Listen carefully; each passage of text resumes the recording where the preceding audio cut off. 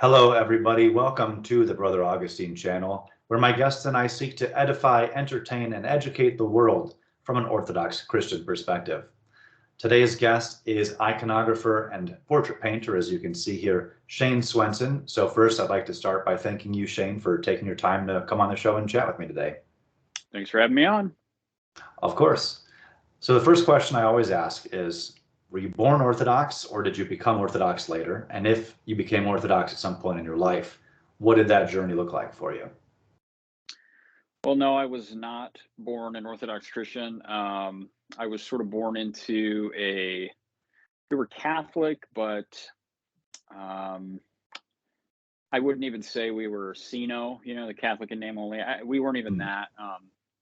But we were loosely Catholic. I went to Catholic school for a couple of years, but we kind of drifted away from it. My mom, as most American families, there's a divorce or some kind of family drama. That hit our family. And so we drifted away from church. And that was sort of my growing up experience with Christianity in general until about the age of, say, probably about 14 or 15. And I think I was at a new high school that I didn't really connect with. Wasn't really making any friends, and I always kind of been the weird artist type that wore black T-shirts. And back in the '90s, that wasn't necessarily at least where I was at, that wasn't necessarily the cool thing to be doing. And this kid came up to me, which was really bizarre because he was kind of like a country kid, I guess you could say. And his name was Jesse, and he said, "Hey, man, my name's Jesse. We should hang out." And of course, I didn't have any friends, so I was like, okay. Well, as it turns out, he was a part of a Pentecostal youth group, and his dad was like involved in the youth group, and his mom was as well. And I went over to their house, and in our family, like I said earlier, we were having some tumultuous times, and so I was sort of left to my own devices in high school, and I ended up going to this youth group with him and started learning things about Christianity from a Protestant perspective, very Pentecostal. I think it was Assemblies of God, although I can't remember. But anyway, I ended up, long story short, that year I went to a Bible camp, and I had what many would consider a born again experience. And from there, I became a Christian, a non-denominational.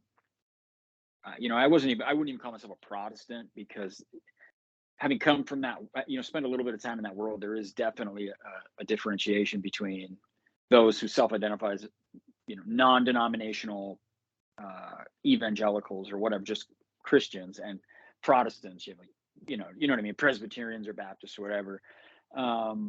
And so I considered myself a Christian. I read the Bible all the time. That was sort of my thing for several years in high school. And then, after high school, I joined the military. I was in the military for a while. And obviously I drifted away from Christianity a bit. When I was 18, I was stationed in Germany. And if, young men and alcohol, and freedom like that at such a young age, it takes a lot to really stick to your convictions as a Christian. So yeah, I basically fell away for a time, several years. And then I got out of the military, came back to the States, and started attending church a little bit here and there. And around that time, I started getting tattooed a lot, got involved in the tattoo industry, got an apprenticeship. Still would consider myself a Christian. Wasn't necessarily living the life of a quote, disciple, in that capacity, but it was still I still felt like I had a relationship with Christ, and if anything, an ideological conviction that Christianity was true. So I continued on for several years, met my wife. We went to various churches. She wasn't really a Christian, but she was open to it, and again, long story short, condensing it down, I ended up living in Seattle. And I was attending a church called Mars Hill. I don't know if you've ever heard of that church. Mark Driscoll's church? Yeah, Mark Driscoll was my pastor. Now, when I say Mark Driscoll was my pastor, that probably gives you the mental picture that me and him would hang out. And like, it wasn't like that. There was like 5 different campuses, and Hmm. I don't know why I put that in scare quotes. They literally were campuses, but for people that just go to one church that on multiple locations, that might sound a little weird. But anyway, what would happen? We went to the Ballard campus, and that's where Mark preached in person. And there, I spent a couple of years there. Got really involved with there. So Mars Hill gets kind of a bad rap. I'm not gonna go on a tangent and defend some of Mark's.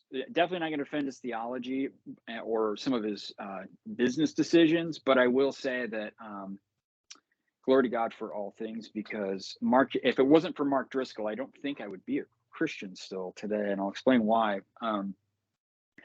Mark Driscoll was very, very adamant about instructing the young men in his pastoral care, instructing them in the, for lack of a better term, the ways of manhood. And I don't mean that in like a cheap, like, beard oil and, black rifle. I don't mean it in that way, in that consumerist way. I mean, in a city like Seattle at that time, he was saying things that were totally countercultural, and people were flocking to that church, like flies to honey, man. It was incredible to see. And that church boomed and exploded. And the other thing that he really imparted into me was a love of history, a love of church history, especially. Now, that church history only extended back to the Protestant, the beginning of the Protestant Reformation. But nevertheless, that sort of lit that fire under me to want to discover more about the history of the Christian church, because up until that point, I was raised Catholic, but none of it, I was a young kid and it was just whatever, but as a non-denominational Christian, it was more an emotional, like we talked about before we started recording, that seeker kind of mentality, where I was trying to satiate my emotional needs. I didn't realize it at the time, but that's sort of what my relationship with God was like, and my conception of God. And so Mark disabused me of some of that, and I started learning about Martin Luther, John Calvin. I got into I now I would look back and say I never really became some like reformed stick in the mud like a lot of young men who encounter Calvinism do. They kind of go through a phase where they start reading some of the Puritan authors, and I mean, I sort of did that, but that really wasn't that interesting to me.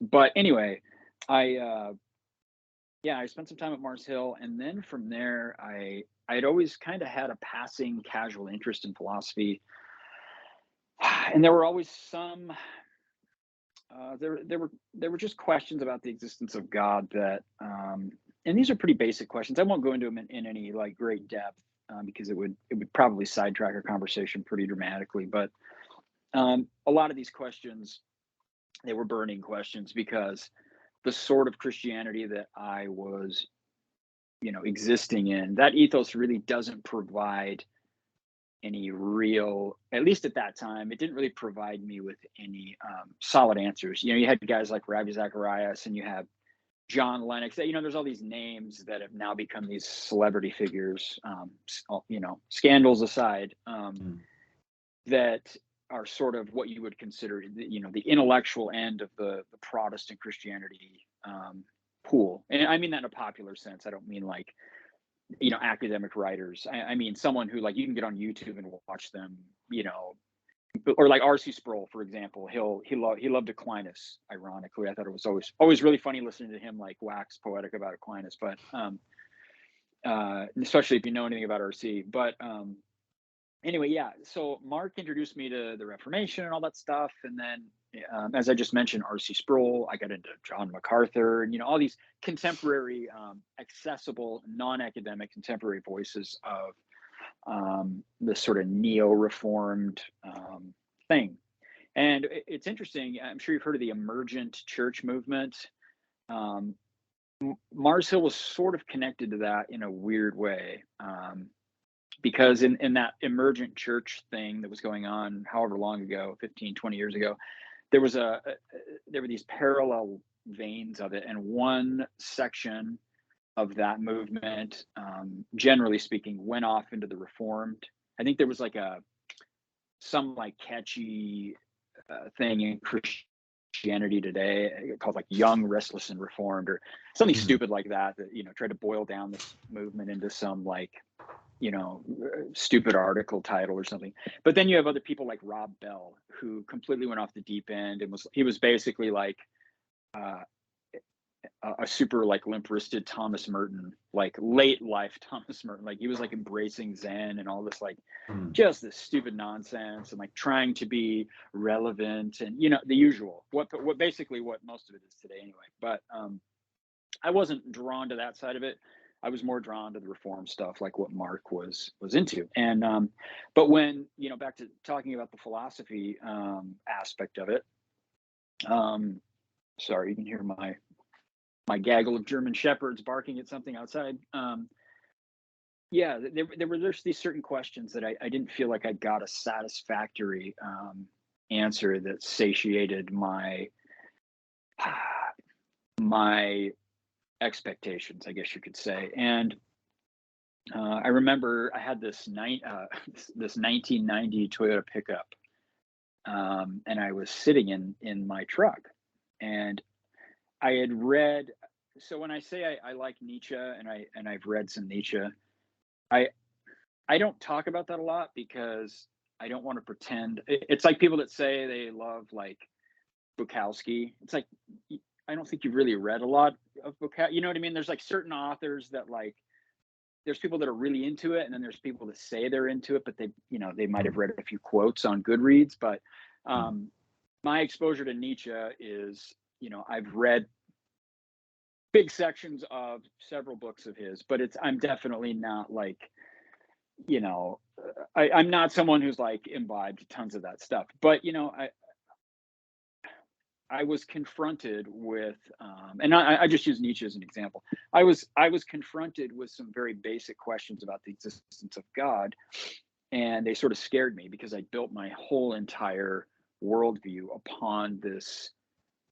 I don't even want to call it evangelical, but this like non-denominational, loosely Christian understanding of the world, and it scared me to think that wasn't there. You know, like the atheists, the online atheists especially, will say stuff like, oh, you're just afraid to face reality and stare into the abyss, and you're just whatever, you know, like you're afraid that you don't have your sky daddy or whatever, you know. And they say that in a very mocking way, but there is sort of a vein of truth to it with a lot of Christians. And I don't blame anyone who leans into their faith in that way, because it is just like enormously terrifying to have that ripped out from under you. And that's exactly what happened to me. I look back on this, what I'm about to say, I look back on this now as a grace, but at the time it was one of the most terrifying experiences I ever had in my life. It was literal existential crisis. One day, I just stopped believing in God, and it wasn't like I'm mad at my dad. Stop believing in God. Like my parents pushed religion on me. It wasn't like that at all. It was it literally felt like a parent had died. It like really profoundly affected me when I was finally honest with myself. And I like I said, I was sitting in my truck and I'm like, none of this is true. Like it started off as, what if none of this is true? And then I sat there, I was eating chicken terry. It's so weird when you have these like experiences, the things that you remember, like the specifics that you remember. I was like eating lunch or something. And I remember just like, I had been listening to these, like reading books and listening to all these like apologists, really trying to convince myself that these feelings of unbelief were just not really to be taken seriously. And but yeah, I was sitting there eating my lunch, and it started out me saying, I don't know if this is true anymore. And then the more I actually allowed myself to think about it, I finally embraced it and said, this isn't true. And, you know, it was this bizarre it was this bizarre, bittersweet feeling because I felt like this weight had been lifted off me intellectually. But at the same time, I had a full-fledged, not quite a panic attack, but I had an existential crisis. Mm. And I had to take like a week off work. I mean, it Wow. sounds, unless you've experienced this, you'll probably laugh and think that's crazy, but it really felt like someone had really the closest person to me had passed away. Like if you read, I won't go. If you read C.S. Lewis talks about grief and the death of God, or at least now I know the construct of God that I had created. Mm. There was a very real sort of like I think I don't know, like some anthropomorphic whatever. Like I really thought that was God. Now being Orthodox, I know that that's not God. God is there, but that's not God. You might know my conception of God is not God. But at the Mm. time, I didn't know any better, and so when that was shattered, I mean, that was that. So thus begun a several-year journey into, I would say agnosticism, but I leaned more atheism. And it wasn't this triumphant atheistic thing where, and then I was angry about it, angry that God didn't exist. It was reluctance, and it was this very somber thing. And yeah, so I was that way for several years. I'll leave out all I'm pretty open about this. I, had a drug issue for years, and that's kind of relevant, but not really. But that's sort of part of it. Around this time, that really ramped up. Mm. And so, anyway, several years go by. I get the drug thing under control, and this is what happened. I was sitting there on my couch and still an atheist, but at that point I'd become sort of apathetic. I didn't really care. I was just interested in living my life and tattooing. I've been a tattoo artist for 20 years now. So at the time, obviously I was tattooing, and I was just focused on that, focused on my career and my family. And on TV popped up some story about, or no, excuse me. I was flipping through the channels and EWTN popped up. Mm. And me and my kids had always, Mother Angelica will be on doing the rosary, and if you don't know anything about Mother Angelica, when you see her, she's like, she sticks out, you know what I mean? She's this animated old nun that like this, has this fiery animated old nun. And I remember sometimes I'd be late at night and I'd be flipping through channels and I would see her saying the rosary. And I was just like, this is so bizarre, And I never thought anything of it. Well, one day I was at my house by myself, and EWTN flipped by, and I went back to it, and Pope Benedict was giving some address, and I think he was speaking in English, and I was just watching it for a minute, thinking like, this is weird. Like, what are these people doing? And then I had this, I don't know if it was Providence or what, but I just had this like weird, almost like lightning bolt. I'm making that sound more dramatic than it is, by the way. But now that I look back, it was like a subtle lightning bolt, I guess, if that makes any sense. This clarity. I was raised Catholic, and I don't know anything about Roman Catholicism. And Mm. all of a sudden, I just had this like immense interest, just from a historical point of view. Like, what are these people doing? This is bizarre. Why Mm. is he dressed this way? Why does he have a goofy hat on? Like, what is up with this? Why does everyone love this old man? And I mean, I was aware of like John Paul II, just as a political figure, and people like, crying, like meeting Michael Jackson or something. It just didn't make any sense to me. And so I got online and I started reading about Pope Benedict. And then I found myself, I think it was Wikipedia of all places, and I saw Pope Benedict's name. And then I saw this list. I started reading down this list of his successors. And I read down the whole list and I went, wait, what? And I was looking at the years and my mind was like blown. Wait a Mm. minute. There's all these names going all the way back to the first century.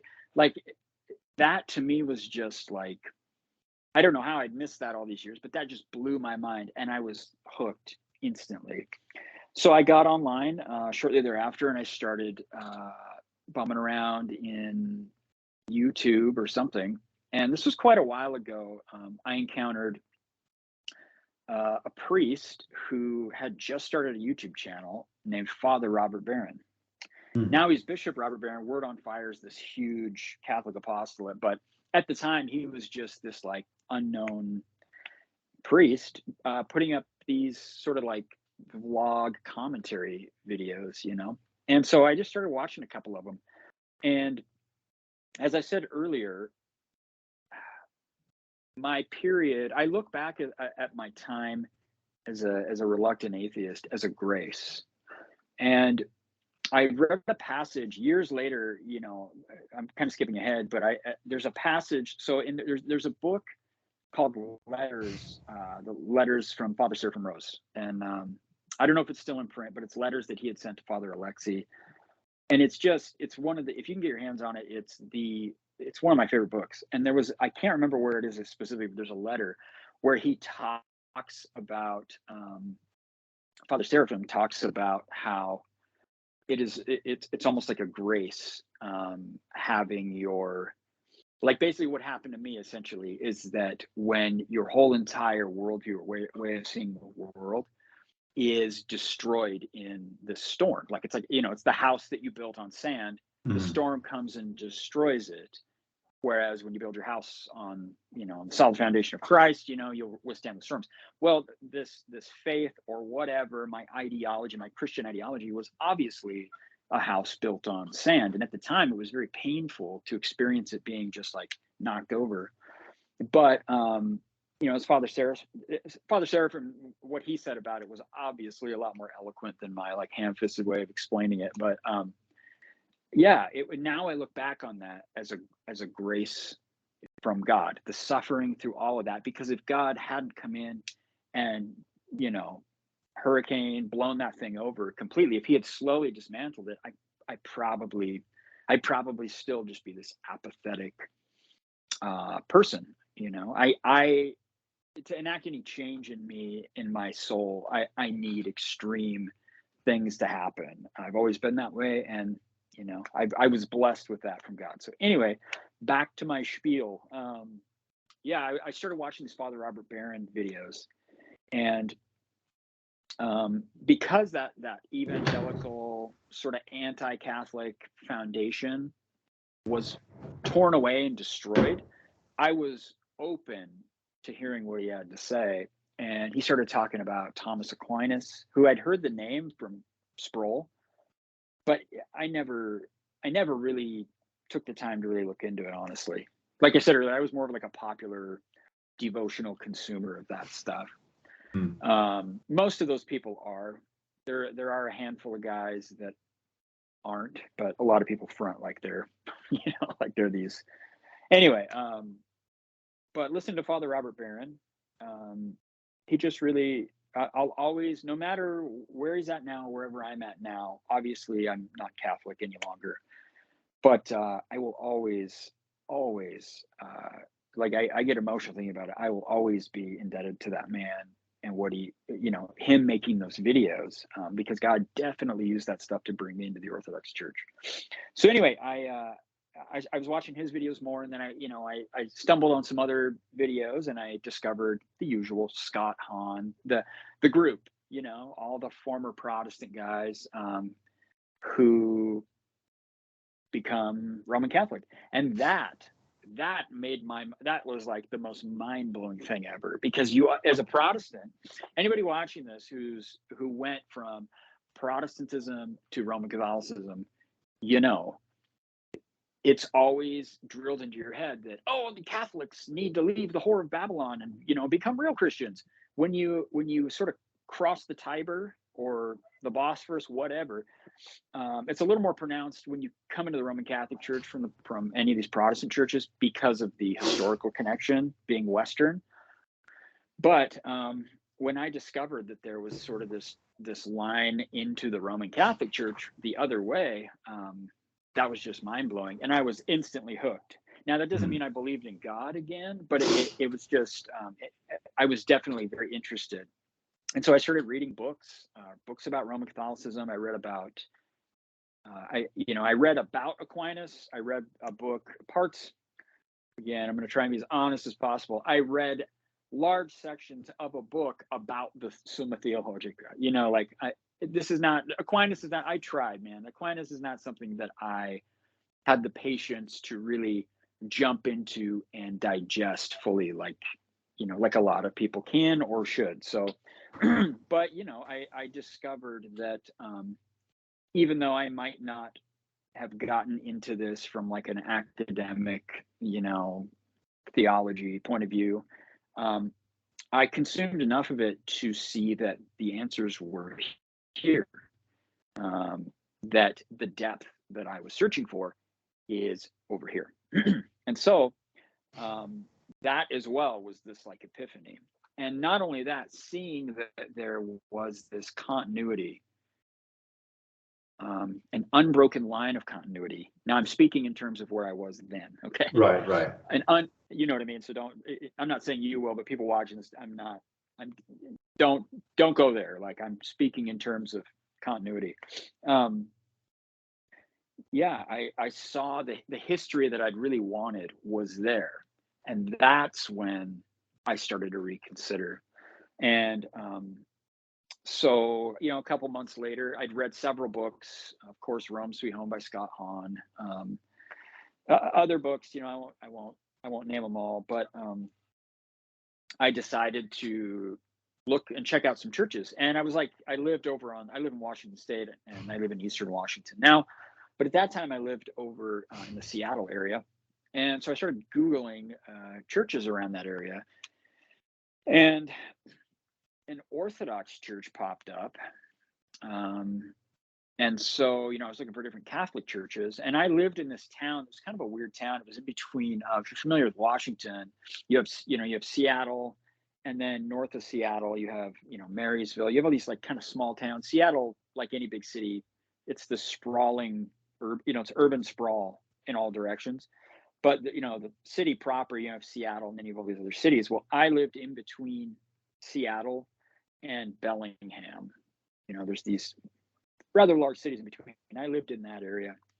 And so I was looking at churches all in that general vicinity, and an Orthodox church popped up, and I had seen a little bit about it, but it just really wasn't on my radar, and I didn't have too much of an interest at that time.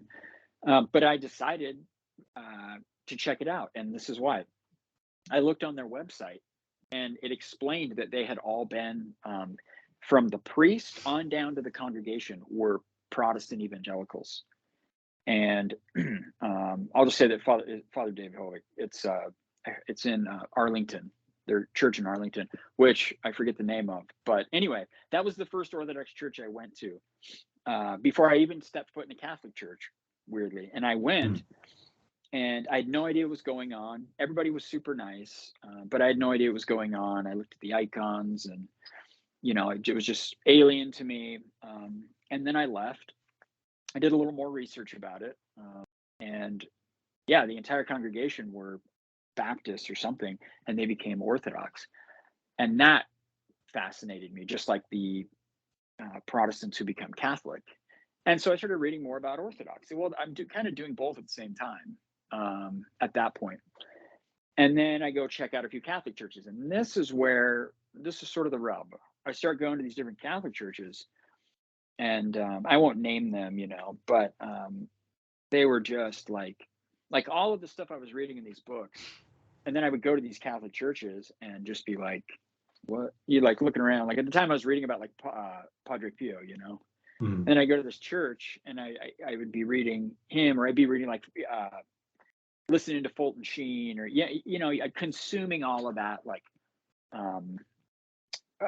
popular Catholic answers, not the like Latin mass stuff that really wasn't. It was there at the time. This was years ago, but it wasn't like it is now. It's really like accessible. At the time, it really was sort of fringe, if that makes sense. Excuse me, but anyway. I was seeing a huge disconnect between these parishes and what I was reading in these books, right? And so inevitably I decide to chat with a priest, a Catholic priest. And the very first Catholic priest that I had an interaction with on my journey back to Roman Catholicism was I think they're called Anglican ordinariate. He was a married Catholic priest, which is like but he wasn't connected to a, I forget the name of it, but it's a very specific rite for Anglicans that came into the Catholic Church. Hmm. You know what I'm talking about? I don't know what it's called. Anglo-Catholicism or something like that. Or they kept the Book of Common Prayer. And anyway, it's some like dispensation they got from Rome. Well, he came into the Catholic Church that way, but he was like serving this Hispanic church. It was just a really bizarre situation. But I remember meeting with him, and he almost just tried to talk me out of returning to the Catholic Church. Hmm. And that was like red flag number 2. I was like, what? He's like, well, you're Catholic. You know, you did all the stuff when you were younger. All you got to do is go to confession, and you can start having the sacraments and taking communion and all that. And so I was like, okay, so I'm just in. And he's like, yeah, you're already Catholic, blah, blah, blah. He said, but if you're expecting what I think you are coming into this from what the books you're reading, you're going to be sorely mistaken. There's not very many churches like that around here. And I was like, okay. I mean, I respect his honesty, but it was still kind of like, huh. So, you know, I went to that church a few times, and it was nice. You know, it was mostly like a Hispanic church. There was a lot of people there, definitely culturally insular, which, I mean, whatever, you can say that about the Orthodox Church too in some regards, even though I think that's kind of exaggerated. But, you know, I didn't really have a problem with that. But again, there was this disconnect between what I was consuming and online and these books I was reading and what I was experiencing at this parish. So I checked out some other parishes. I went to a parish in Bellingham, Washington, and it was a little better, you know, but it was very, very similar. Anyway, so I do that for a little while. We ended up moving to the other side of the state where I am now. This was about 12 years ago, I guess, 12 years ago. And at this time, Orthodoxy keeps sort of creeping into my consciousness. And not intentionally, though. It's not something that I was really seeking out, but I was discovering more about it the more I would sort of delve into Catholicism. And the whole time I was a Catholic, I ended up reconciling with the Catholic Church and reverting and coming back for about a year and a half, I think, or something like that. And during this whole time, I still had this restlessness, like it's not, something's not right here. It's not it. And so one day I got, just like everybody, I got The Orthodox Church by Metropolitan Callistos of blessed memory. And I read that book, and it was just an incredible read, the history. And then I read The Orthodox Way. And that just I don't know, it was exciting to me. And foreign, you know, there was that aspect to it, but I was excited about it again. Whereas with my journey back into Catholicism I don't know how to put it, because I don't want to like put shade on it, but at the same time,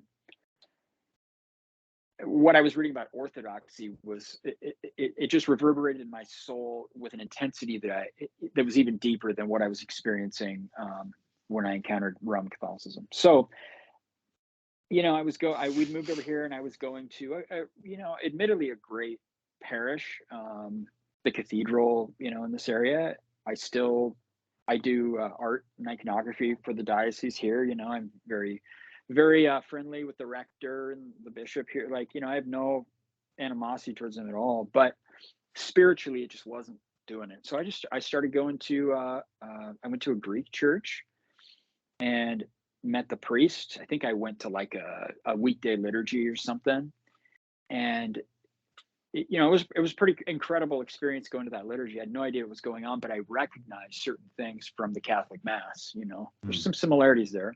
Yeah. And afterward, we had kind of a coffee hour sort of thing downstairs. It wasn't on a Sunday; it was like a Wednesday or something. And there was like 6 of us there, so it was, you know, kind of an intimate conversation with the priest at this Greek church. And he was, you know, I was talking to him. I think he gave me a book again. You know, I told him I was Catholic and interested, and he took me aside and was like, "Hey, what I'm about to tell you is in no way me pushing you out of here. If you want to come to church here, I'll catechize you, and that's fine." He said, "But I know a priest in town here at this church. It's an Antiochian church across town, and you would do a lot better over there because there are more people there coming from your situation, and that's sort of this thing. So if you want to stay here, we'd love to have you, but I want you to go check that out and see which place you feel more comfortable. Which is like, I mean, that's incredible for a priest to do that. Now, being Orthodox so long and seeing, I think back on that fondly, and it's definitely a testament to his character. But I go to this church, and he was totally right. We ended up attending that's where we were baptized, and came to the church and blah blah blah through there, and everything. Once I started going there and going to the inquirers class and meeting other people, I started feeling a little more like I was arriving at where I needed to be. During that time, or a little before then, I'd made friends online with a gentleman named Jason. And he was a writer for Death to the World, and me and him became really good friends. And it was through him, before I was even a inquirer, that I met Abbot Trifon, and I'd gone over to the monastery there. So that's sort of a parallel thing going on here. That I didn't quite. That would be a whole 2-hour conversation. But anyway, discovering Death of the World, and then becoming friends with Jason, and then later on Father John, and encountering that. That's really when I felt like, oh, okay. Because as a tattoo artist, I'm not one of those tattoo artists that uses it as my identity. I'm not that way. Like I'm not an edgy punk rocker. Like I'm not into those. Like I'm not into that stuff. I'll just say, So I don't want it to come off like when I talk about Death to the World or Orthodox aesthetics. I was drawn to it, but not not in a superficial, like just purely aesthetics way. I was drawn to it because, at least at that time, and this was like 11 years ago, it's a lot more I would say, as far as online goes, that sort of thing is a lot more within the consciousness of people seeking depth in their spiritual life. It's a lot more available out there. But even 10 years ago, it wasn't so commonplace. I hate to even say that, because it's not even commonplace. You know what I'm getting at, though. It was something that I was surprised by. And so when I encountered it, and I ended up becoming friends with some of these people, that was a huge part of me feeling more like I was arriving in the right place, because there's not really anything like that in the Roman Catholic world. It's very I don't know, it's just a different thing. I don't know, I don't really want to go into that, but anyway, yeah. And so we ended up going to this parish for a while. I got baptized with my family. I chose baptism. The priest gave me an option. You could be chrismated, or I will baptize you if you desire. And so my godfather was the one who actually, we talked about it, and he was like, it would be a good thing to do that, because I had been baptized as a Roman Catholic, but I was baptized by a Jesuit in the 80s. In a very liberal Catholic parish. And I know for a fact that they were sort of doing some let's just say uncanonical things in the realm of the sacraments. So that was in the back of my mind too. But anyway, yeah, so I chose to be baptized with my family, and it was definitely a very awesome experience to be able to do that with your kids and your wife, and not just be not that there's anything wrong with, I don't mean just be chrismated. I'm speaking from my own perspective, being able to be involved in that and do that with my family. It was just a huge blessing. So yeah, and that was 2013, I think. Yeah, it was 2013, around this time, maybe, or no, I think it was January. Yeah, it was I don't know. Anyway, it was about 10 years ago. So yeah, I've been Orthodox that long, and I'm just now starting to discover that I'm not really Orthodox. You know what I mean? Like, I'm Orthodox, but when you convert and you come into the church, you're very excited, and rightly so. But after a while, that's when people say, "Oh, you have to struggle." There's all these quotes by St. Paisios about that, and part of the struggle, at least for me personally, with being an Orthodox Christian and living it outside of it just being this like ideology or this like identity, this consumer, this like in America we're these sort of like, I don't know, we don't really have this like this historic collective culture that we all lean on, or you know what I mean? We have these like individual consumer cultures, like I like the Atlanta Braves, or I'm into heavy metal, or there's nothing wrong with that, but that tends to be the substitute for a deeper, more authentic culture, right? Oversimplification, but you get what I mean. And so I don't know. Orthodoxy can function as sort of a consumer tribal identity, and as someone who is susceptible to buying into that sort of thing, I have to watch myself with that. But being in the church for 10 years, I think I read a quote by Metropolitan Herotheos Vlachos that he was talking about, Western converts. It takes about 10 years to even begin to acquire this, you get that phronema or philotimo, you get these words that get thrown around a lot on the Orthodox internet. But the reality of experiencing that, at the time when I read that quote by Metropolitan Herotheos, I thought it was a little kind of arrogant, to be honest. Now I know he didn't mean it that way. I thought it was sort of just like, this Hellenic supremacism, whatever. Like I thought it was that sort of attitude. But now I realize, like, it's just being Orthodox in the West, especially the current year West, is so difficult. And not just because you're accosted by porn and all that stuff is true and it's tough. But what's really hard is our culture is so lazy. And when I say lazy, I don't mean we don't work hard. People work themselves to death in America. But we work in a very superficial way for material gain.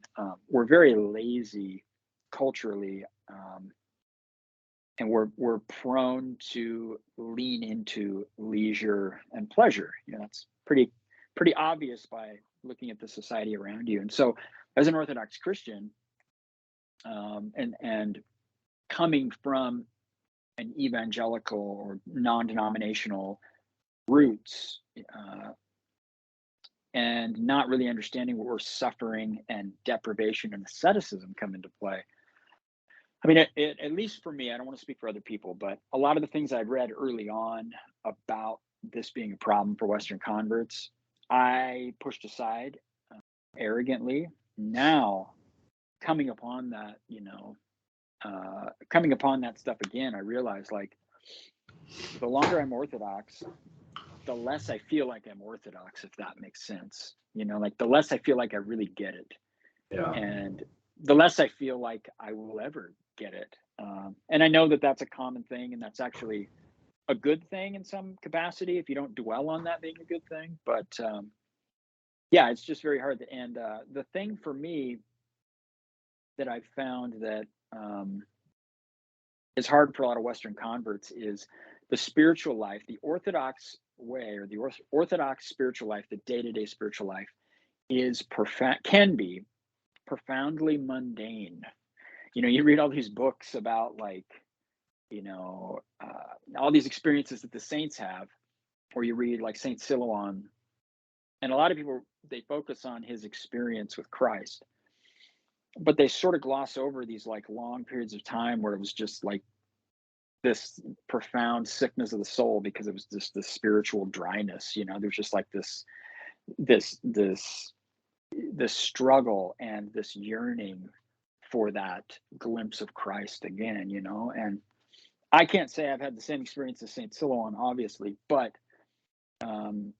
that steadfast struggle of the fasting and going to the liturgy and struggling, and living just a basic ascetic life in the world is, even though it becomes habitual, it's still tough.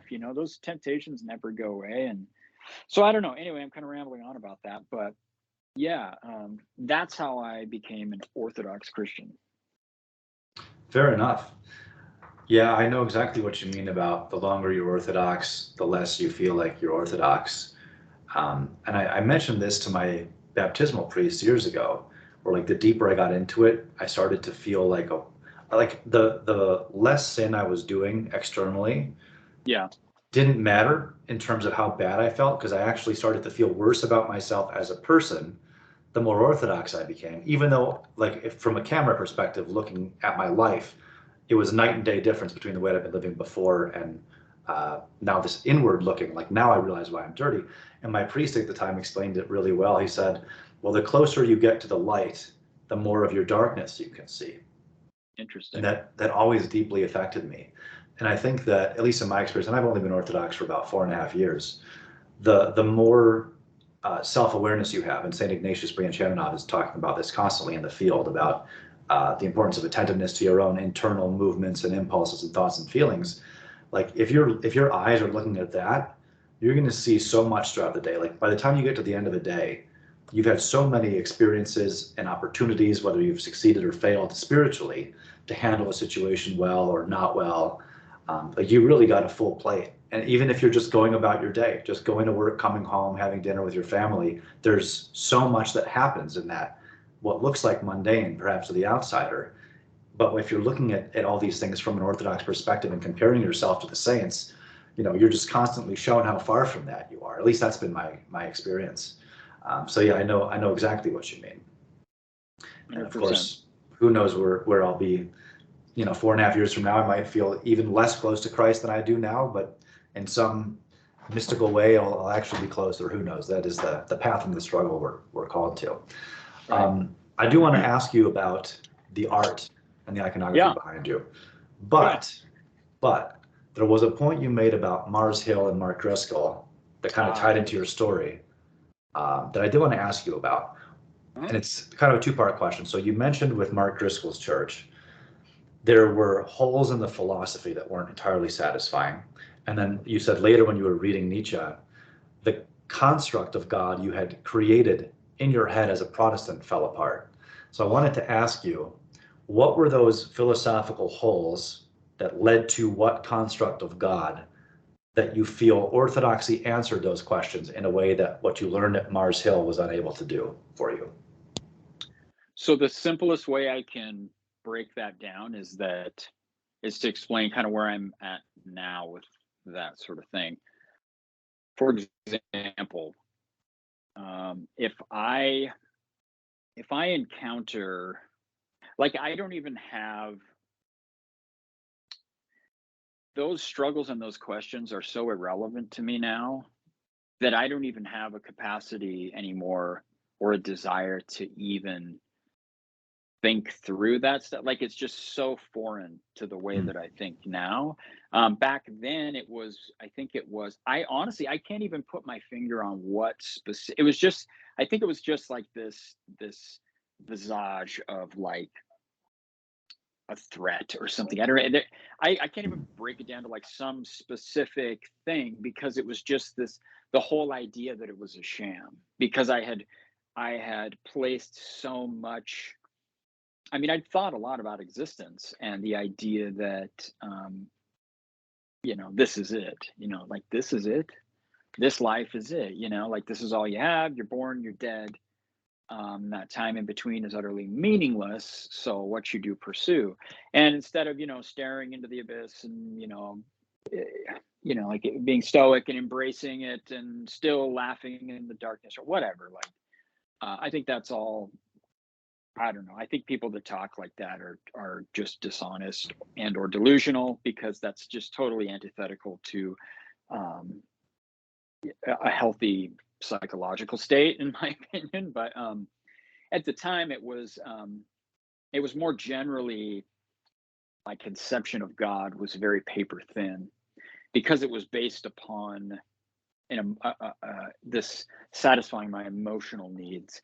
Whereas now, as an Orthodox Christian, as I said a minute ago, these problems about, like, well, the unmoved mover and like all of these arguably great academic exercises that you can do intellectually and whatever. That to me, God is so real, but it's not in a way, to me, in a way that it's like I don't question the existence of my wife. I can't see God or touch God like I can my wife. But like if someone were to say, well, your wife doesn't exist, I wouldn't even hear it. It would just be like, you're an idiot. Like it's like you're insane. Like you're the rambling guy walking down the sidewalk who, has some sort of mental disorder. Like that to me is just so out in la la land to even claim. Now, I'm not discounting that and saying that that's not a real struggle or that those aren't serious questions. They totally are. But for me personally, that was such a huge cross and burden for me. Just the idea that there was no God, and that the implications of that for not just me, but everything. It truly, I mean, it really is true. If there is no God, I think it was Camus who said the only question of value left worth asking is when and how should I end my life? Like there's no God. Like what's going on here? Like what's the point? Let's get on with it and just end this suffering. And that's, I've always sort of been a cynic, and I'm a pessimist by nature. So that's just kind of where I ended up with it. But now there wasn't this moment where all that went away either. It's slowly living Orthodoxy, however imperfectly that I do it. It really is true that it's just a totally different point of view. It's a totally different way of not just looking at the world intellectually, but interacting with the world. One of the best books to read about that is For the Life of the World. Anyway, I won't go to that. But now when I look back on that time of my life, I see it as necessary, but it's like almost like it's almost like I'm watching it happen to somebody else, because that doesn't affect me in the same way anymore, and it's just not a question I ever really entertain, if that makes sense. So yeah, I was just asking because in case there's Protestants watching this that were right. having similar thoughts, like maybe you would have some answer to the specific questions. But I also understand what you mean, that it was so long ago it just doesn't even occur to you anymore. Well, I mean that is my answer though, and it might not be satisfying to hear when someone's in the midst of those struggles, to know like, oh, I need an answer to this question, answer that question, because I chased those answers and I got the answers from any of these. I read all these apologetics books or whatever. Honestly, a lot of it I can't even really remember anymore because it was so long ago, and it's so irrelevant to me now. But what I will say to those people specifically is, it's not just something you hear from people online to make Orthodoxy sound edgy, like, oh, it's the Eastern way is different, or oh, it's Orthodoxy is a different way, or it's both and, like, all that stuff does get sort of caricatured online, and like people throw it around who probably shouldn't be talking about it to begin with. But it really is true though. If you're on the edge and you need answers to all these questions, you're never going to get them. My parish priest, our former parish priest, we're at a different church now, but I remember we were at our inquirers class, and I had questions like, I was asking specific questions about whatever. And there was a guy next to me who was a Protestant pastor who kept asking all these questions about the Bible. And he was sort of combative, but I could tell he was like desperately wanting to find an answer that satisfied him so that he could, like, in good conscience, become an Orthodox Christian. Sure. And I'll never, and that's, that's valid or whatever, but I'll never forget that my parish priest looked at him and said, what is your authority? If you can answer one question, by what authority? All these other questions they'll evaporate, and they won't be the stumbling block that you make them right now. By what authority? Where does the authority lie? Does it lie in the Bible? Does it lie in your own mind? Does it lie in your own heart? Where does it lie? And you need to ask yourself that. And if you find the answer to the question, where does the buck stop? By what authority? Is it God? Okay, obviously it's God. But right. God's interaction with man, like, okay, you read the Bible and you read these books on philosophy or whatever, and you come to these conclusions for yourself. Okay, well, you're your own authority. So what are you doing here? Like, go be your own authority. That's fine if that's the conclusion that you reach. But that's not the Christian way. It's not the Orthodox way, and it's definitely not the Christian way. The buck stops somewhere, and it's definitely not in the heart of you. You know what I mean? Like, the scriptures speak of that. So anyway, I'll never forget him saying that. And anytime I've struggled with any question, no matter what, is I go, okay, where does the buck stop? By what authority? And if I can trace it back to where can I get this answer, then you can find out where the answer actually is. And oftentimes the answer becomes irrelevant because the question disappears, and again, tying it back to what we're talking about with these questions about philosophy and specifics, they really do, you just sort of stop worrying about them, and the longer you're Orthodox. So that's the advice I always give people, like, yeah, bring a million questions, but just become Orthodox, because you'll realize that the questions just, I know that sounds like there is no spoon or something. Like, I'm not trying to do that, but yeah, don't let a couple of those questions, even though they might be keeping you up at night and just be filling you with this existential dread. Sometimes there is no answer, and you have to be okay with that, and you have to find out, if there is an authority, where does it lie? So That was a huge part of my conversion as well, because, and what you said reminded me of a quote by St. Justin Popovich I've always liked. He said, Protestants rejected the Pope so they could all be their own Pope instead. right. I think that was a very poignant way of putting it. When I started inquiring into Orthodoxy, I was a Protestant at the time. I was still a Freemason at the time. And there was a section in Morals and Dogma that Albert Pike wrote, his big 900 plus page tome on the Scottish Rite and Masonic philosophy, where he says that no man and no council of men has any right to declare what's truth or what's dogmatic to anyone else. Like, everyone's just as smart as anyone else. And then when I started thinking about it, and I was being exposed to the church fathers and the saints and people, I was arguing on Facebook with Orthodox Christians who were trying to explain to me why I was wrong about XYZ topics. I was forced to ask myself that question. Okay, here's my ideas. I think this church father is wrong. But really, what are the odds that all of these guys were not just wrong, but wrong in the exact same way, despite being much closer to Christ than I am, and historically, chronologically, despite having apostolic succession and authority, and despite the fact that they were obviously much holier people than me, and I had to ask, what are the odds that I understand this better than these guys do? And eventually I had to say, there's not a chance that I know better, and just accept the authority. And then once you hit that, I mean, you're already kind of getting the Orthodox obedience down in terms of where you're getting your dogmas from, right? Right. No, that's exactly, you summarize exactly what I meant. Like, a lot of the questions, like, it doesn't mean that they're not important. It's just like, if you can establish where that authority is, oftentimes you just stop. Other questions pop up, and you start worrying about other things, if that makes sense. So yeah, totally, 100%. I agree with you. No. Now I want to ask, because you mentioned you were an artist in high school, tattoo Yeah. artist for 20 years by the time you found Orthodoxy and whatnot. So the first time you stepped into that Orthodox church, when you were inquiring into Catholicism, ironically, had you already been exposed to Byzantine iconography? And if not, if this was your first time seeing it, what were your thoughts as someone that grew up as an artist? Yeah, I mean, people ask me this a lot, and it wasn't the iconography that drew me to Orthodoxy. It was interesting, and I definitely looked at it a lot, but before that, I had seen it here and there, but I just had no real, like, if, for example, if I were to see folk art from, I don't know, from Malaysia, like, I would just look at it and be like, oh, that's kind of cool, whatever. It was just, that's kind of the impact it had on me.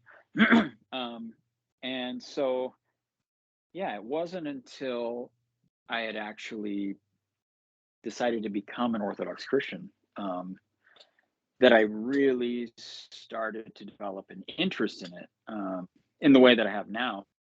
And I would sit there, and we would, the church, that we used to attend an Antiochian church, and it was it was your average size Antiochian parish, convert parish. It wasn't huge, but it wasn't small. Had a real iconostasis or whatever.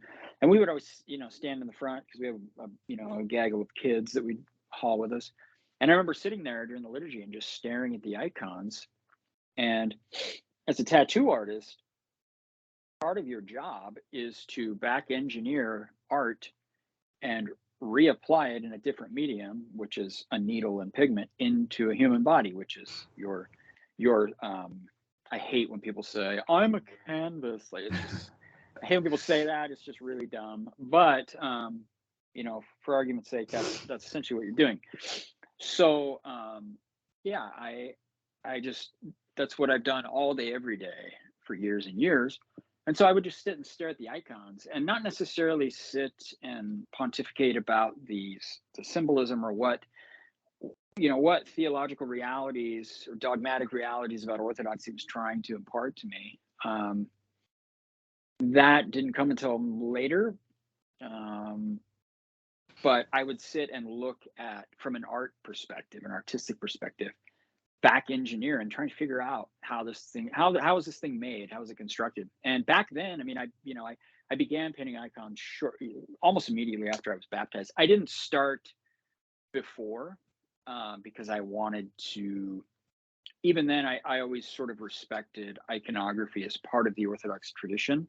And I didn't want to do violence to that by being, it's like, I can't go up and partake of the chalice. I'm not going to start painting iconography. Now, I meant that for me. If you're not an Orthodox Christian, I'm not making any judgments on anyone who paints iconography, who's Catholic or whatever. Don't take that as a condemnation. What I'm saying for myself, I felt uncomfortable doing that. So as an inquirer. So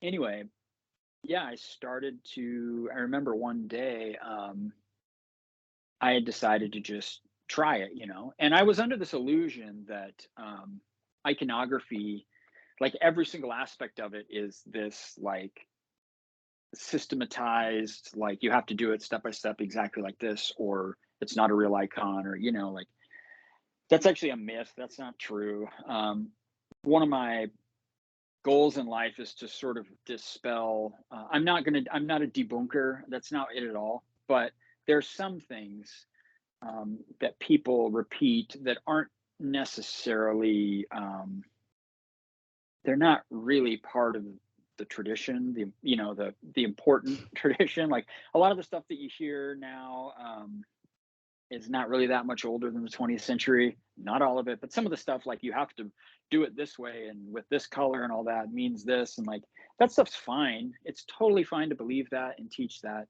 But oftentimes it gets misrepresented as if this specifically was revealed by God. And so what that does is, how that relates to what I'm talking about when I began painting iconography, is that I sort of was overly cautious with how I approached it, because I'm like, I don't want to, which is good, I mean, you want to approach it with fear and trembling. You're not just painting a picture, but it sort of kept me a little too hesitant. And then I encountered a Russian guy, a friend of mine, who dispelled some of that mythology that I had imbibed over the years about it, and was like, no, like, yeah, there are different approaches relative to maybe the different, style or sometimes people refer to it as a school, like the Cretan school, Macedonian or Novgorod or whatever. There's different schools, but for all intents and purposes, I'll just say styles or periods. There's definitely different approaches, but when I was learning, just getting into it, having that mythology sort of shattered freed me up to jump into it. And he was like, just paint, you already paint, you're already a professional artist, just do it. And if you screw it up, do it again, like, and that's kind of when I teach now, that's the philosophy I take. And it's really helped a lot of people, to get into it and kind of get over that hesitancy, which again, I don't want people to not be hesitant. I think that's a great thing, but it does take a little bit of like prodding to or it does take a little bit of encouraging people that it's okay. Like if you do this a little different, or if it doesn't quite turn out, that's okay. God's not gonna be mad at you. You know what I mean? Like it's fine. But anyway, yeah, I would back engineer the icons, and then one day I decided to paint one, and yeah, I painted it, and I think I gave it to our parish priest, and I picked it up almost overnight, because not because I'm special, but because I I've been an artist in a professional capacity. I've been an artist. I not just tattooing. You know, I do graphic design, illustration, that sort of thing. I've been an artist in a professional capacity, like I said earlier, for 20 years. And part of it's very interesting that a lot of the things you learn in tattooing, as far as preparation and technique and how to make a transfer, all that stuff. The fundamentals of tattooing, at least in a traditional capacity, traditional tattooing, a lot of those fundamentals apply to iconography, because there are design principles that apply to every medium and style of art, at least in what I would consider Western art. Hmm. Iconography is Eastern, but it's part of the Western ethos, okay? Out of Rome, or Hellenic, whatever you want to say. Like, there's a cultural connection there. And so the approach with how things are designed or whatnot, it's not a one-to-one thing, but there's a lot of similarities. And so I picked it up almost overnight, because of that. And I'm mostly self-taught. That doesn't mean I just, it was all revealed to me and I figured it all out. That no artist or iconographer or architect or whatever you do in a creative capacity, nobody's really self-taught. But what I mean by that is I didn't really study under anybody. I have a friend, a very close friend, who if there's anyone I would consider my mentor or teacher, it's him. Anyway, he's a Serbian icon painter. He does more murals, frescoes, kind of thing. He is the one, still to this day, he's sort of my jump off point if I have questions about something. He was the guy that really helped me out a lot, and unlocked a lot of things for me, because he's from Serbia, and he was trained professionally. Like, if you go over to Serbia or Russia or whatever, like Greece especially, like, you can apprentice, whereas in the United States, I mean, most churches, they'll bring someone over from overseas, because there really isn't a lot of people with the ability that you have, or at least the availability of this resource of icon painters that you would have in a country like Greece, where they've been Orthodox for 2,000 years. So anyway, but I've had people along the way that have God has blessed me with, that have helped me and given me information. And to this day, the iconography community in the world is very tight knit. I will say there's an iconographer. I won't mention his name, but when I first started, I asked him a question, and he sent me this, like, really nasty message back. It was super. It wasn't. I don't want to say it was rude, but it was, like, very blunt. And he basically said, anyway, I'll spare you what he said, but the things he told me, it was amazing, because at the time I thought he was just kind of being a jerk, but quickly or shortly thereafter, I realized, like, actually what he's saying is really true. Now I look back on that. I mean, we're not like friends. I don't really know him now, but what I received from him was such a gift, because it totally refocused my trajectory away from what I thought I needed to do, and towards a goal that, for myself as an iconographer, that is, I don't want to say correct, but it's just more in keeping with. You see, there's this thing where people think that iconography is just reproducing images, old icons, like painting them again to look exactly the same. Now, I do that. Every iconographer does, and there's nothing wrong with that. But that's not where it stops, okay? Each part of the world and each period of time or epoch of church history, iconography develops and changes within the tradition. Again, this is one of those both and kind of things, which is really hard for people to wrap their minds around. A lot of people labor under the delusion that the Cretan or Byzantine aesthetic, like when you think Orthodox icon, you think that Byzantine aesthetic, right?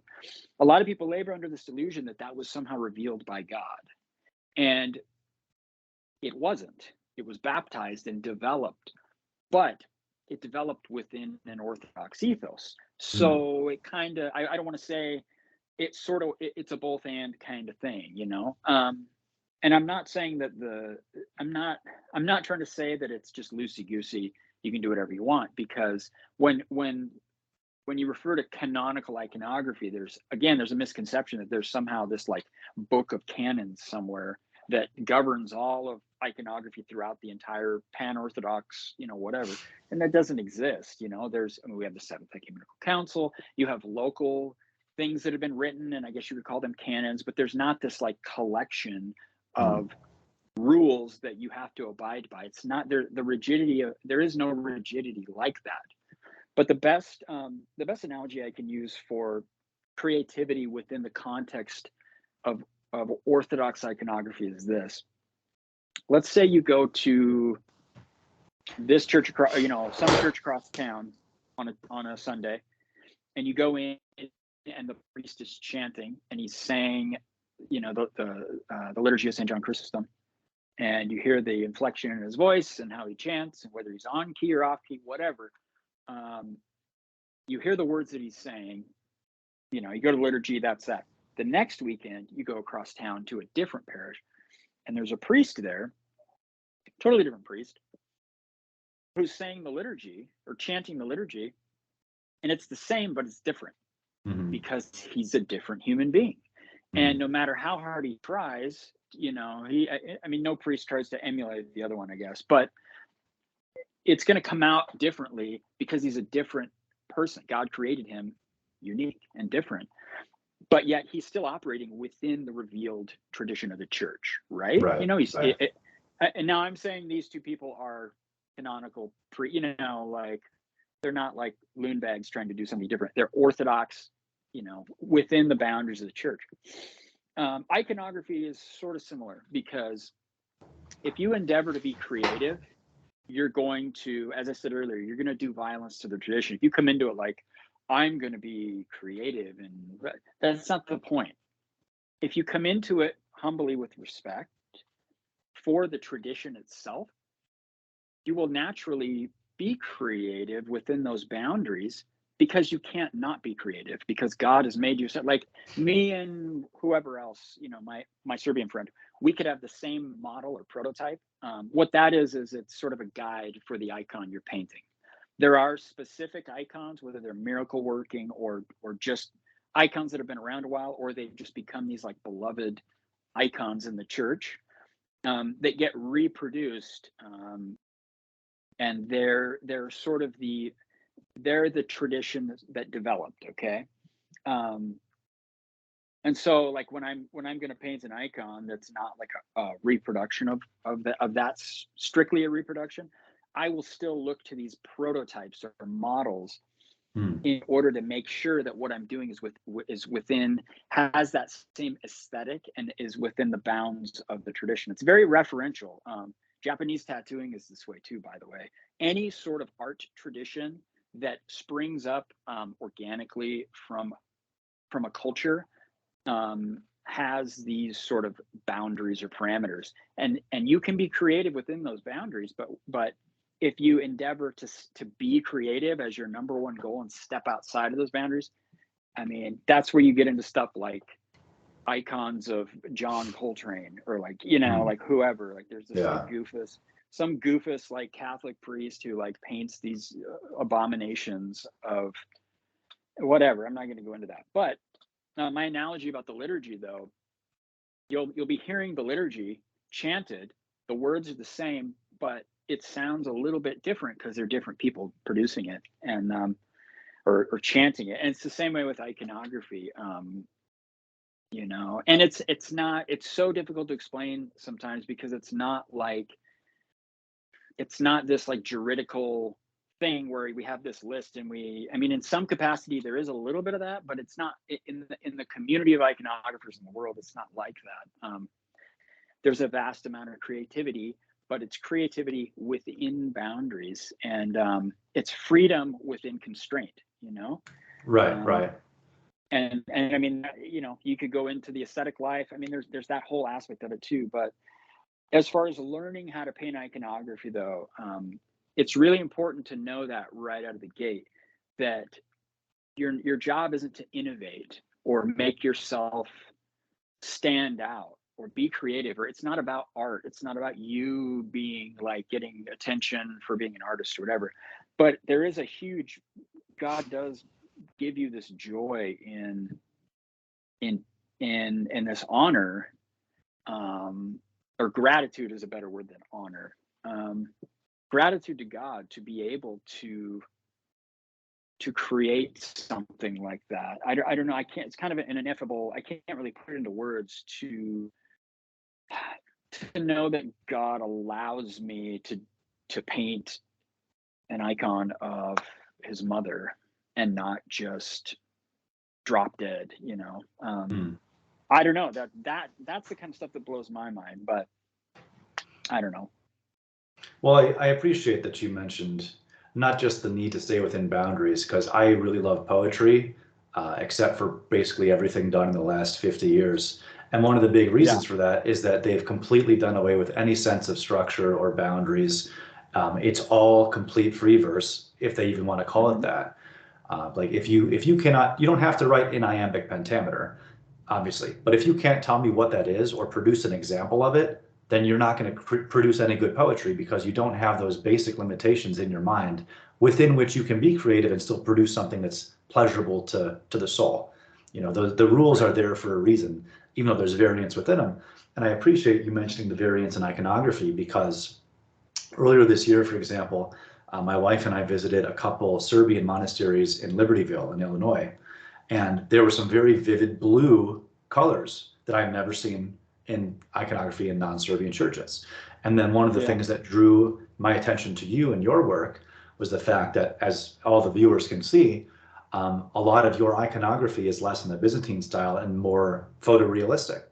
I mean, like I told you before our show started, that portrait of Tsar St. Nicholas on the side of you there, it just looks like a photo of him, which is really incredible.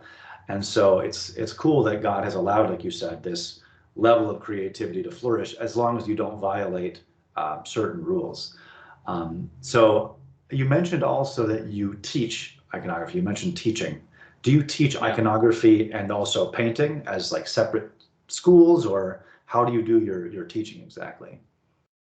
Well, the teaching thing, it's kind of a new endeavor. A lot of it's been online. I'm currently developing, like everybody, oh, go to my Substack. I'm currently developing a YouTube channel that will be primarily focused on. I'm going through. I'm done with several of the scripts now, but I'm going through. I want to educate people in the history, the actual historical development of iconography, and how we get these different looking icons and where they come from. And I want people to know more about iconographers of note, as it relates to the development of the tradition as well as the theology. Okay, I think that's really important. But also, I'm also going to do some instructional videos that cover basic stuff that, not all of the iconography videos on YouTube are like this, but a lot of them are basically just extended promo videos of whoever it is, like, you know, sort of displaying their skills. There's nothing wrong with that in one capacity, because if you're a working iconographer, there is an aspect of promotion. I hate to say it, but you have to. There's just an aspect of that in the modern world that you have to embrace.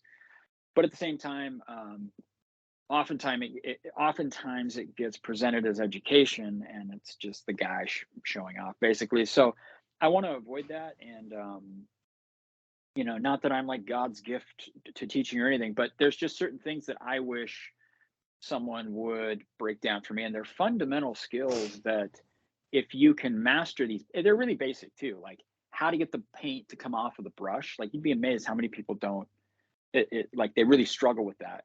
So if you can get down these fundamentals, anybody that does, I'm not like I did Brazilian Jiu-Jitsu for like a year or two, until I got injured years and years ago.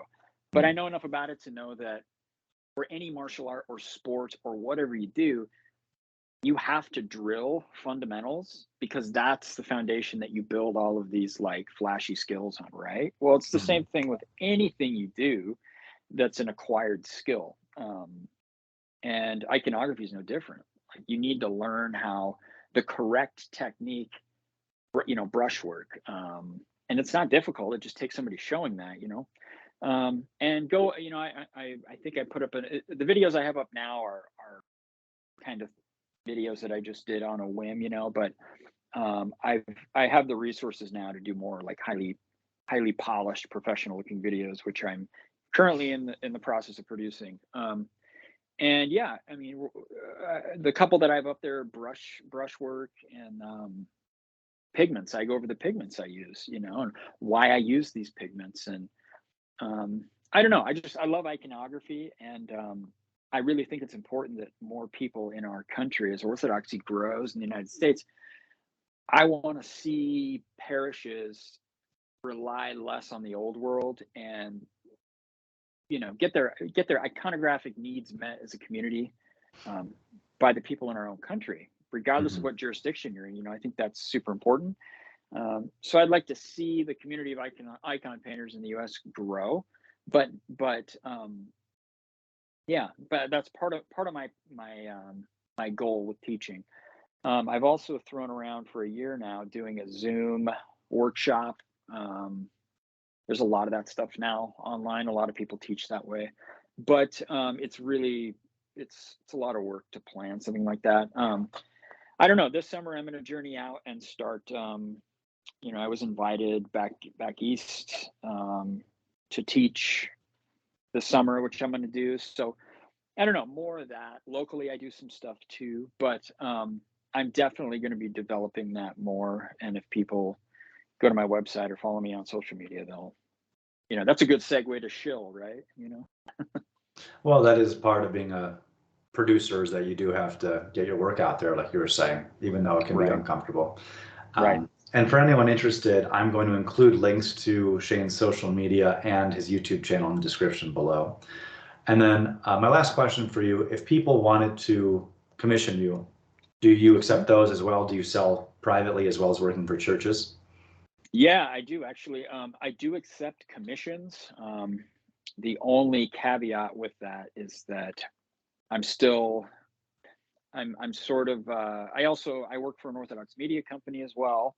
I have a lot of irons in the fire. So sometimes I can get an icon out in a couple weeks. Other times it takes me a long time. Right now I've got a lot of big projects, but yeah, I mean, I always have open commissions. It just depends on what people are after. I specialize in like, if you have a specific icon from a specific period, I love doing that. And I work in all different schools and styles, from strict Cretan or Macedonian, like strict Byzantine, all the way up to like I just signed a contract to do an iconostasis in it's a Moscow Patriarchate church, so they want a more like 19th century pre-revolution academic sort of Western style icons. So I do a lot of that. I oil paint. I love Baroque art. Spanish Golden Age is like my favorite stuff. I love Caravaggio. I love Western art and stuff too. So I'm very passionate about oil painting. As I said earlier, I do commissions for Catholic churches. I know that's like verboten from some people or whatever, but I just love art. I love Christian art. I love iconography. It's what I live for. So yeah, send me an email, or you can go on my website and there's a contact form for a commission. If you don't get a response right away, don't take it personal. I don't have an assistant. It's just me. So send me another message. It doesn't annoy me. Just send me another message and I'll get back to you. All right. Well, thank you, Shayne, for telling your story and talking about iconography and letting everyone know where they can follow up more with you later. I know I said the last question was my last question, but I lied. This is actually my last question. So a large part of my audience is young guys in their late teens to mid 20s. You as an older guy, established family, successful business and craftsman, you got any advice for that demographic, young guys that kind of don't know how to make their way in the world or live an Orthodox life, raise a family, anything like that? Yes, I do. Don't, I mean, a lot of people say this, but don't black pill. I know that that might sound cheap or like, oh, everybody says that and you roll your eyes. But what I mean is this. A lot of young people, I mean, I do it too. It's not like young people do this. A lot of young, disaffected the type of young men that would probably be into what I'm doing or watching, this sort of content on the internet. So this is like common knowledge. I was like super into 2013 on up until about 2016. I was super into like what was going on in the alt right. Okay, Hmm. I did an interview with Dissident Mama. You can go watch that if you want to hear that backstory. Obviously, I walked away from that because ideology is not going to save you, and there's a lot of problems with that a lot of that right-wing identitarianism. You can't really be Orthodox and embrace that like they do. But so anyway, my point in saying that is that I've been around the block with a lot of the stuff, especially online, and young men who watch content like yours or are looking for a home, I guess, intellectually or ideologically or whatever.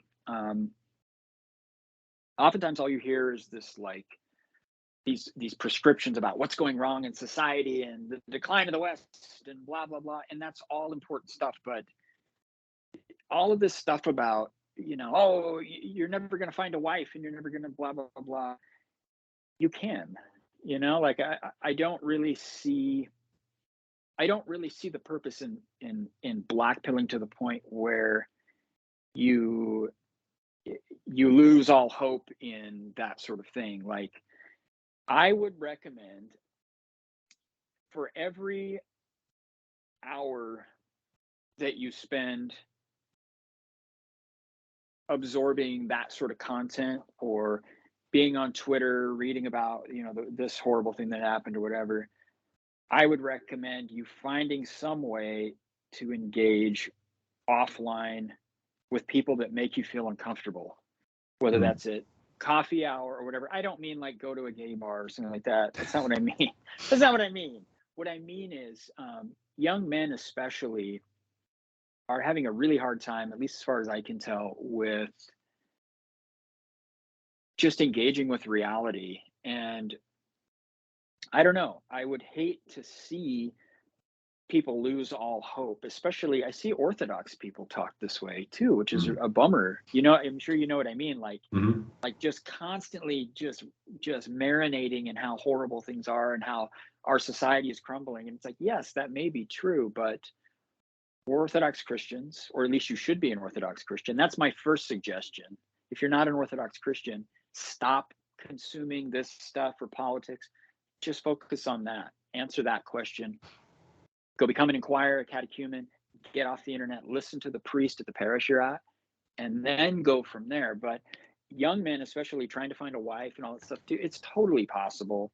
It's funny, you go on Twitter and you see like massive amounts of these decent young women saying, where are all the good guys? And you see all these guys like complaining that they can't, and it's like, I think that's a very small cross section of things. And obviously there's problems out there. I'm not saying that that's not there, but have faith in God, you know what I mean? And that sounds so simple and like a boomer answer, but it's really true. I mean, there's a reason why the so-called boomers will say that. There's a lot of truth in that. Like, have hope, have faith in Christ, become Orthodox, don't lose faith, and don't lose hope. And yeah, I know that's probably a very saccharine way to answer it, and it might sound shallow, but all you get, man, read Elder Thaddeus, read St. Porphyrios, read St. Paisios. They're going to tell you the same exact thing. Stop filling your mind with all of the poison of the degradation of society. Get off the internet and engage in the life of the church and lean into God and his providence. Amen, and well said. Well, thank you, Shayne, for your time today, and for everyone watching for your time as well. I hope you've all learned something. And again, if you want to reach out to Shayne, all of his links are included down in the description below. So, all right, have a great Saturday night, everybody, and we'll see you all later.